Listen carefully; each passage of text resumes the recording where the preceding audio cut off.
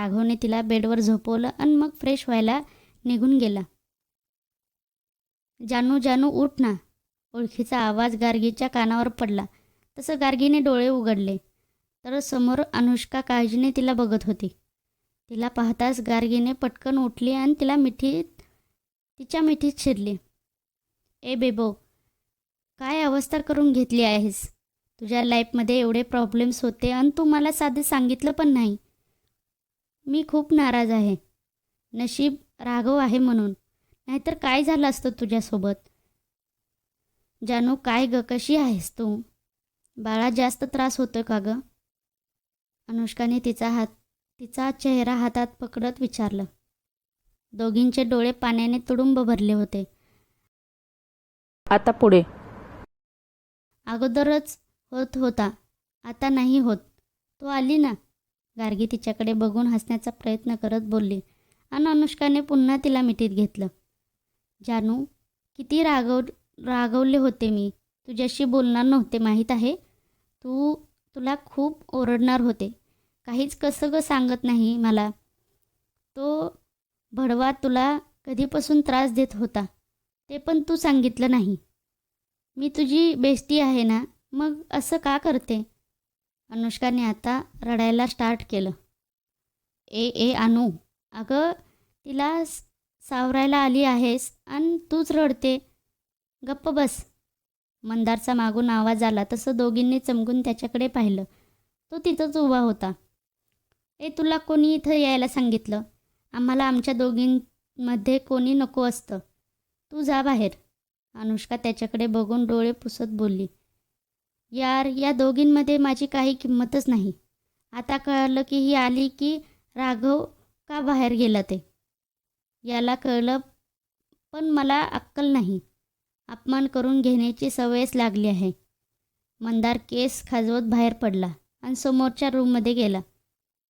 अनुष्का, माझ्या जिजूसोबत थोडं चांगलं वागत जा ना. गार्गी नाक पुसत बोलली. अगं चांगलं तर वागते, पण आपल्या दोघींमध्ये लुडबुड केलेली मला नाही आवडणार. अनुष्का बोलली. आपण काय GF आहोत का? तू अशी बोलते. गार्गी थोडे हसत बोलली. सध्या तरी नाही आहे, पण मला वाटतं नक्कीच मागच्या जन्मी आपण हीर रांझा वगैरे काहीतरी असणार. अनुष्का डोळे मिचकावत बोलली. तसं गार्गीला हसू आलं आणि तिला तसं हसताना दुरूनच पाहणाऱ्या राघवने एक दीर्घ श्वास सोडला. कितीतरी वर्षानंतर तिच्या चेहऱ्यावर स्माईल बघत असल्यासारखं त्याला वाटत होतं. तो सध्या गार्गीच्या रूममध्ये बसलेला होता आणि दोन्ही रूमचे दरवाजे उघडे असल्यामुळे त्याच्या रूममधलं सगळं त्याला व्यवस्थित दिसत होतं. स्पेशली गार्गी. राघव डोळे बघ केवढे लाल झालेत. थोडं झोपून घे. मंदार त्याच्याकडे बघून बोलला. आता झोप येईल मला. तो गार्गीच्या हसणाऱ्या चेहऱ्याकडे समाधानाने बघत बोलला आणि तसाच बेडवर पडला. मंदार थोडं विचित्रपणे एकदा गार्गीकडे आणि एकदा राघवकडे बघत होता. कुछ तो गडबड है मंदार, तो मनातच बडबडला. इकडे गार्गी आणि अनुष्का अजूनही बोलत होत्या. आता गार्गीने अनुष्काच्या मांडीवर डोकं टेकवलं होतं आणि अनुष्का प्रेमाने तिच्या केसातून हात फिरवत होती. अनुष्का, माझ्यामुळे लग्न झाल्यापासून 2दा तुला असं अचानक यावं लागलं. तुझी फॅमिलीवाले नाराज असतील ना? गार्गीने नाराज होत विचारलं. नाही ग, मॉम थोड्या होत्या नाराज, पण यावेळी आम्ही इथं आलो तर मंदारच्या मूळ गावी जाणार देवदर्शनासाठी असं सांगितलं त्यांना. त्यामुळे त्या खुश होत्या. आणि मंदारचं काही नसतं. तुला तर माहीतच आहे, त्याला आपलं नातं अगोदरपासूनच माहीत आहे. अनुष्का म्हटली. कोणतं गाव आहे? गार्गीने विचारलं.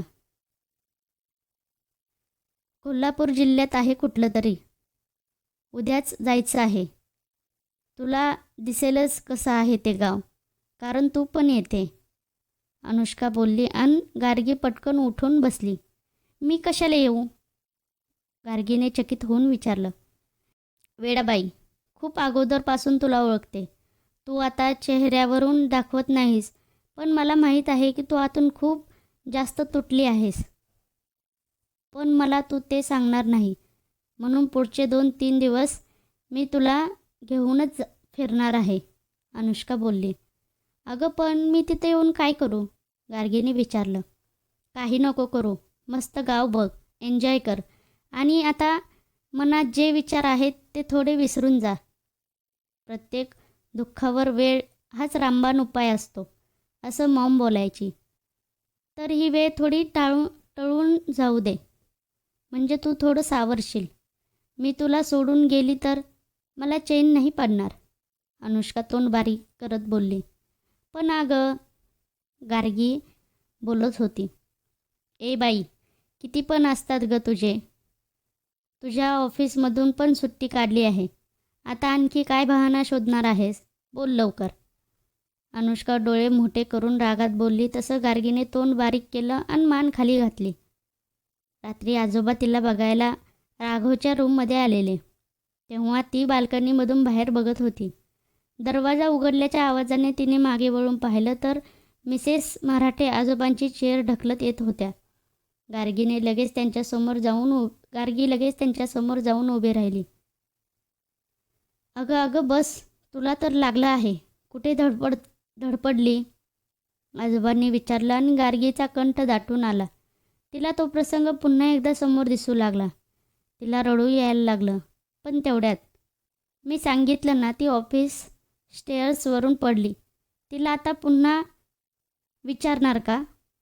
राघव मागून येत बोलला. तुला नाही विचारलं मी, माझ्या सुनेला विचारलं होतं, बटाट्या, आजोबा बोलले आणि राघवने एक राघव कटाक्ष त्यांच्यावर टाकला.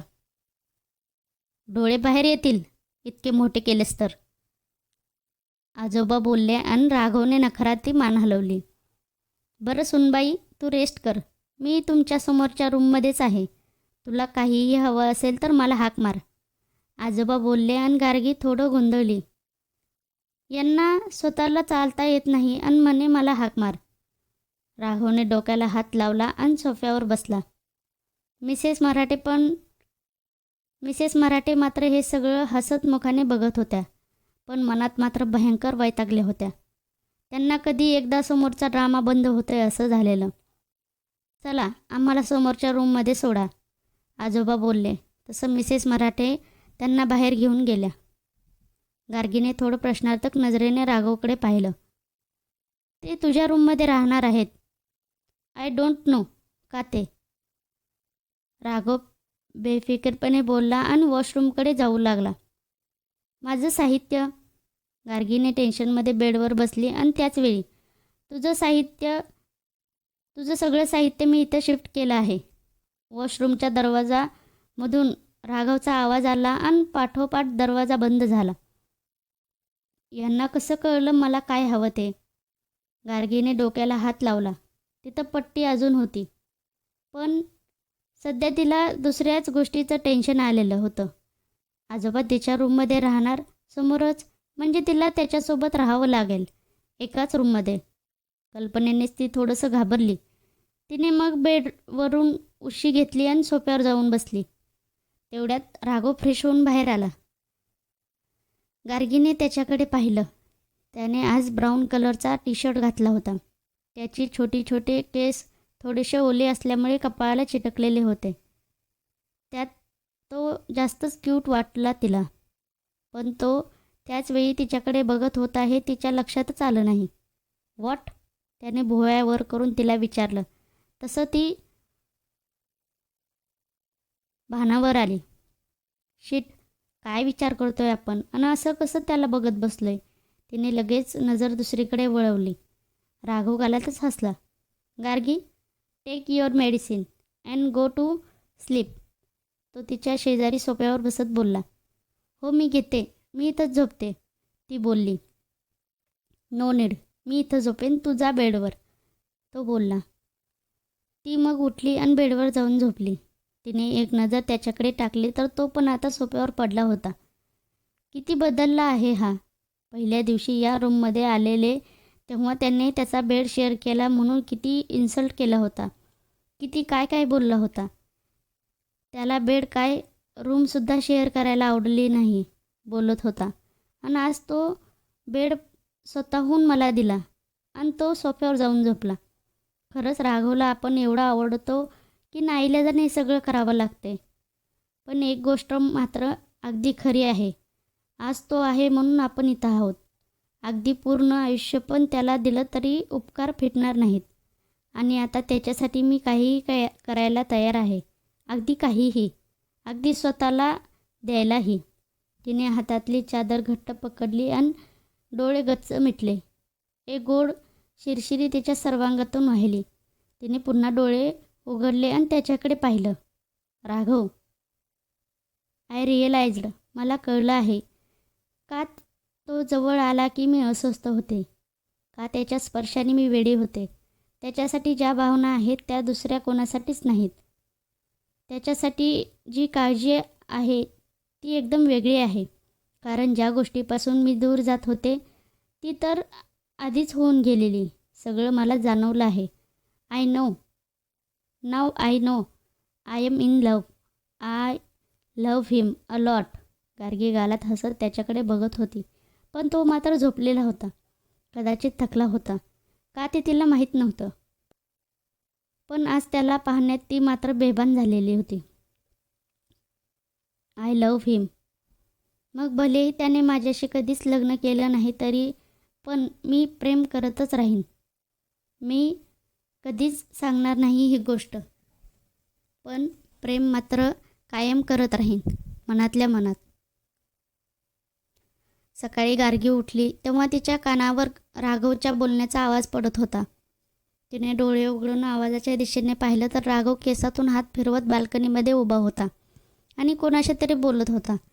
ती उठून बसली आणि पुन्हा त्याच्याकडे पाहिलं तर तो पण बोलता बोलता तिच्याकडे बघत होता.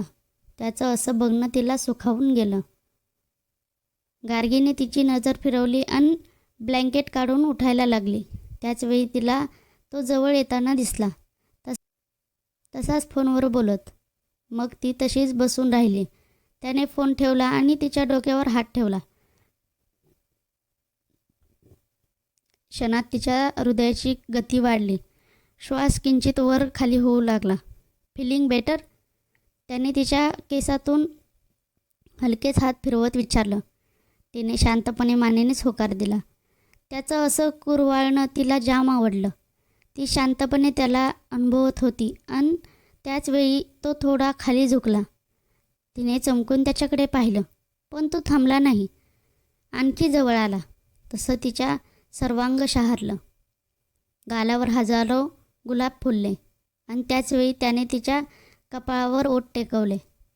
गार्गी एकदम स्तब्ध झाली. पोटातले फुलपाखरं आता पूर्ण शरीरभर नाचत होती. तिचे डोळे आपोआप बंद झाले होते. त्याने आणखी थोडा दाब देऊन तिच्या कपाळावर किस केला. तसं एक सळसळती वीज पूर्ण शरीरातून वाहून गेल्यासारखं तिला वाटलं. गेट रेडी, सगळे वाट बघत आहेत. त्याचा आवाज कानात घुमला आणि मग त्याचा सुवास दूर जाताना जाणवला. तसं तिने डोळे उघडले आणि राघव दरवाजामधून बाहेर पडला होता. कदाचित दरवाजा उघडाच होता आणि आजोबा बघत असतील म्हणून राघव असा वागला. विचाराने तिचं मन कट्टू झालं. क्षणात तिच्या गालावरची लाली कमी झाली. तिने एक सुस्कारा सोडला आणि ती उठली. तिने तिचं आवरलं. एक बॅग घेऊन त्यात 2 दिवसाचं लागणारं साहित्य पॅक केलं आणि खाली आली तर सगळे ब्रेकफास्ट करत होते. तिला पाहताच अनुष्का लगेच उठून तिच्याजवळ आली. जानू, चल लवकर ब्रेकफास्ट कर, आपल्याला लेट होतोय. अनुष्का तिला खुर्चीवर बसवत बोलली. सकाळी उठवायला यायचं नाही का? गार्गी हळूच तिला बोलली. अगं आलेले, पण तू झोपलेली होती आणि राघव बोलला की नको उठवू, मग परत आले. अनुष्का थोडं नाराज होत बोलली. कदाचित ती गोष्ट तिला आवडली नव्हती म्हणून तिच्या आवाजातून ती जाणवत होती. पण गार्गीला मात्र त्याची तशी काळजी घेणं मनाला स्पर्शून गेलं. तिने हळूच तिरक्या नजरेने राघवकडे पाहिलं तर तो शांतपणे खात होता. प्लीज सबस्क्राईब करत जावा आणि जास्तीत जास्त शेअर करत जावा. ही स्टोरी म्हणजे सर्वांपर्यंत कथा पोहोचेल. भेटू उद्याच्या भागात. आजची कथा कशी वाटली ती कमेंट करायला विसरू नका. धन्यवाद.